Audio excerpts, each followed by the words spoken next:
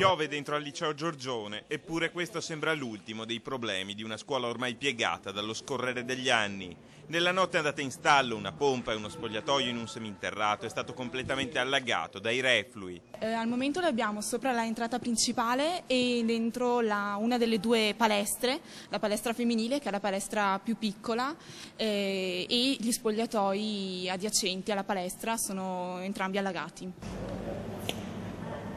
Con le ultime piogge di ieri è entrata parecchia acqua, come si può vedere da qui dalle immagini, tanto da riuscire a filtrare dal cemento armato e purtroppo anche a toccare i cavi elettrici, insomma, quindi non mi sembra molto a norma questa cosa. Desolati gli studenti costretti a studiare in una scuola che non si può certo considerare all'avanguardia. Siamo abbastanza arrabbiati in quanto sono problemi che si ripetono molto spesso e nessuno ha mai fatto niente per sistemare la situazione, si è spesso tamponato il problema. Un istituto già finito alla ribalta della cronaca per il tetto ricoperto per buona parte in Eternit e il crollo dei controsoffitti avvenuto lo scorso anno, sempre a causa delle abbondanti precipitazioni.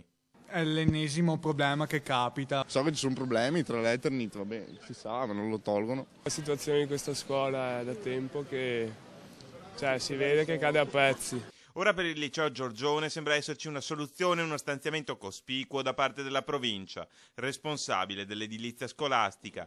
Un intervento che gli studenti e i genitori attendono a questo punto con ansia. Probabilmente avranno modo di sistemare la scuola adesso che sarà chiusa.